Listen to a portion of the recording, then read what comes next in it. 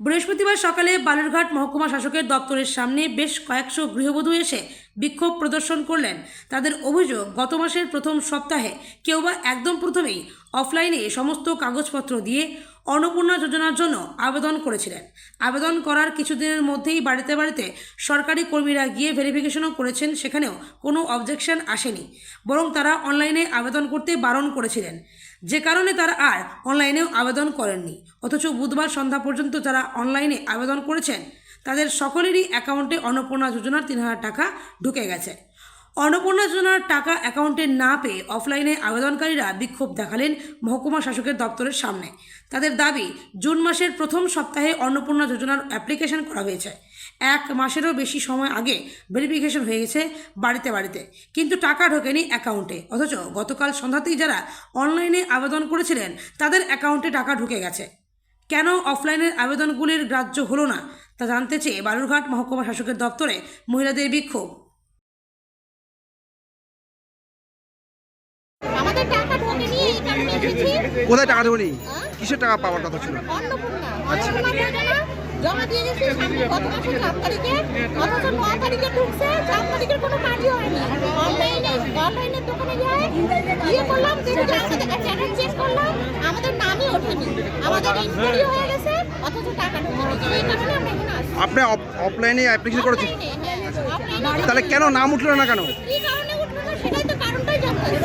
কারণ আমাদের ডকুমেন্টসের কোনো ইয়েই নাই, ভুলই নাই, সব সঠিক আছে।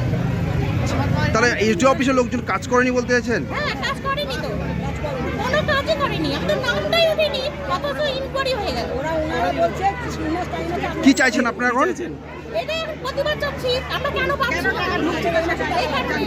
কেন আপনার? আমাদের কাছে কোনো দাদা কোথায় এসছেন এবং কেন এসছেন?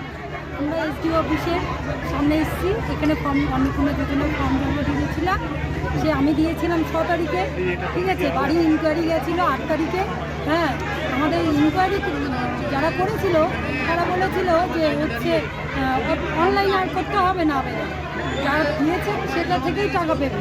হ্যাঁ, এই জন্য আমরা অনলাইনে আর করিনি, এই তো এখন টাকা দিচ্ছে না, তাই বলছি।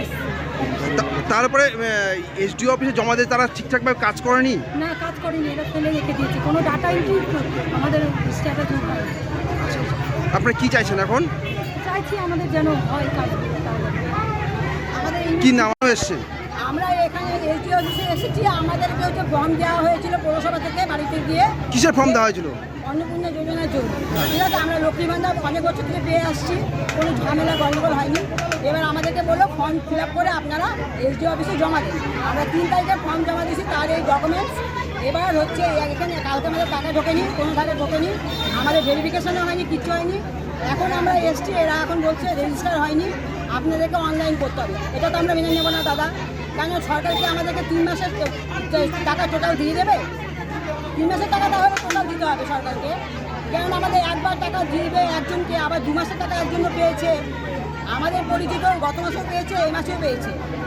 তারা ফর্ম ফিল আপ না করে পেয়েছিল, আবার ফর্ম ফিল আপ করে পেয়েছে। তাহলে আমরা কি অন্যায়টা করলাম? আমরা যে এসডি অফিসের কাগজ জমা দিলাম, কি চাইছেন আপনারা এখন? কি চাইছেন? আমরা চাইছি আমাদের টাকা ইমিডিয়েটলি ঢোকানো। তাহলে আমাদের আর্থিক অবস্থা খারাপ, আমাদের স্বামীরা হাজবেন্ডরা চাকরি করে না, আমাদের দোকানপাট কিছু নেই, আমরা এর উপরেই আমরা বেস করে নিজেরা এদিক ওদিক থেকে সংসার চালাই। আপনারা কিভাবে চাইছেন যে আবার নতুন করে ফর্ম ফিল আপ করতে? আমরা ফর্ম ফিল আপ কি অফিস থেকে কি বলছে আপনাকে? অফিস থেকে আমাদেরকে এখান থেকে খালি বলে দিচ্ছে, দেখে বলে দিচ্ছে আপডেট হয়নি? না, কোনো ডাটা এন্ট্রি কাজই করেনি, এরা তো কম্পিউটারে দেখছেই না, ওরা কোনো স্ট্যাটাস এবার তাহলে আছে না। এবার আমরা কি করবো বলুন?